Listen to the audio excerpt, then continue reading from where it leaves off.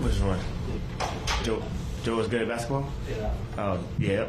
We want to get that out the way early. He's good at basketball. Boom. There we go. Okay. Tyrese, you were as animated as maybe we've seen you on some of those finishes. Just what were you able to figure out as the game went along as far as how to finish through contact, go around those guys that a shot blocker like Rudy and just continues through that kind of thing? I was just trying to be aggressive. They're trying to play it to where we can't pocket pass to Joel sometimes. So I got a few turnovers that way, and I had to keep them honest. So I had to drive a couple of them. And I was just, excited, man. I was excited for our team. We needed this one after the loss that we had on Monday, I think. So this was good for us. Along those lines, they got the jump in that third quarter. What kind of got things kind of kick-started after that? When you guys picked that up from there, what kind of changed after their initial rush in that early third? I think we did a good job of 7. We put in Marcus Morris, Patrick Beverly, KJ Martin was really good. Those guys came in and gave us a lot of energy. KJ defensively was really good. Offensively in the dunker, he was really good. Marcus was good on defense. Those guys really gave us a big boost. And then Joel was out there with that group, and he was very solid. So, and then the fourth quarter, we had those guys out there again. Pat, Marcus, Paul Reed was huge on the glass, huge defensively with his hands. So it was really good. How creative do you have to get offensively when you're being guarded by a guy like McDaniels all game who has a significant height advantage on you?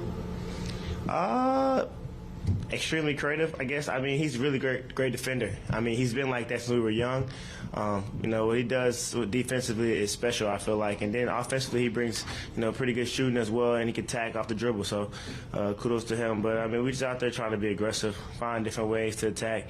Not just him, but, they got Rudy out there and have some really good defenders.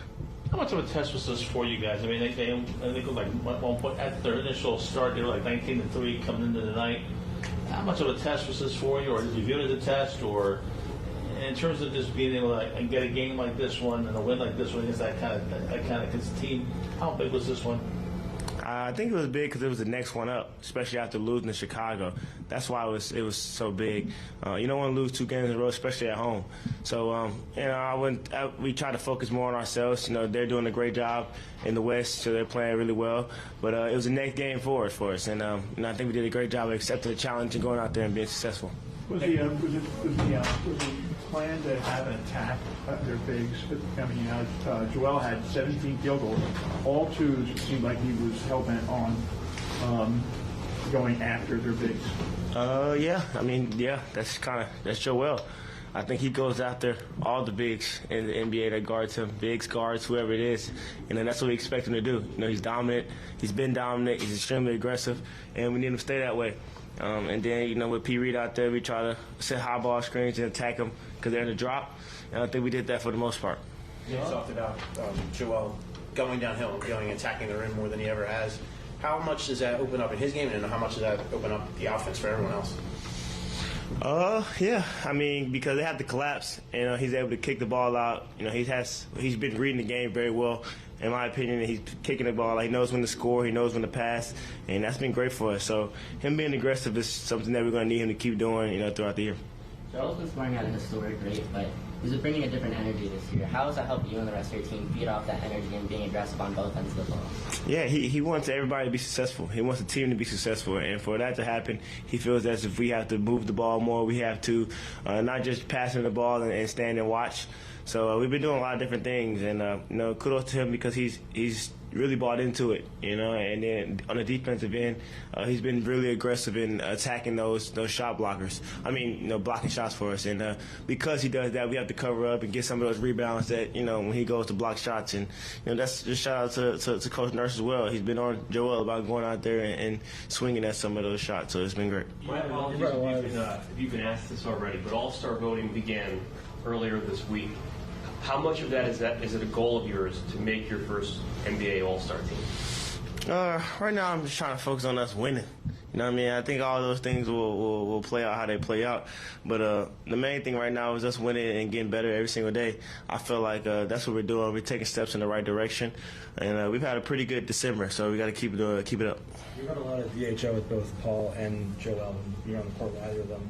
I guess when they're getting ready to hand off to you, how does the defensive strategy against you change? Like how do you feel like they're guarding you? But Joel is the one coming off at the DHL versus Paul. Yeah, it's definitely different sometimes. With P. Reed, they try to trap sometimes.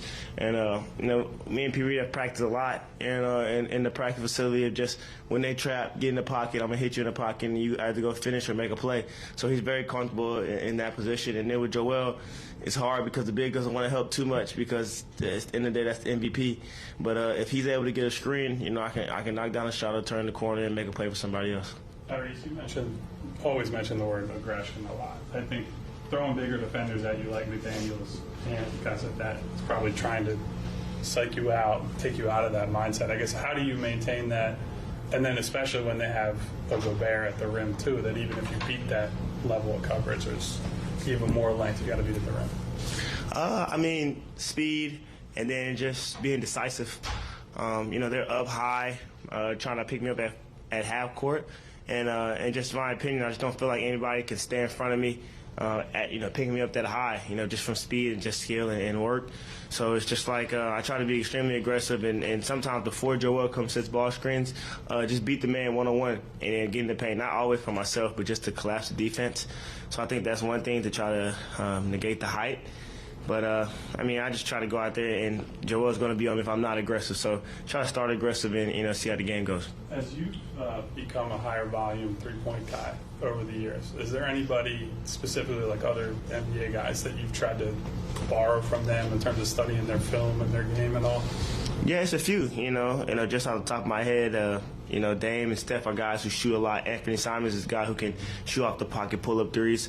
And I've watched a lot of that, just hunting those threes because it helps us, Like, it makes the defender come up, especially Joel's man, if it's Joel and they can't drop and just play drop coverage. If I'm able to shoot those threes off the dribble, and then it makes them convert on me, and I can get easier pocket passes to big fella. Thanks, Tyrese.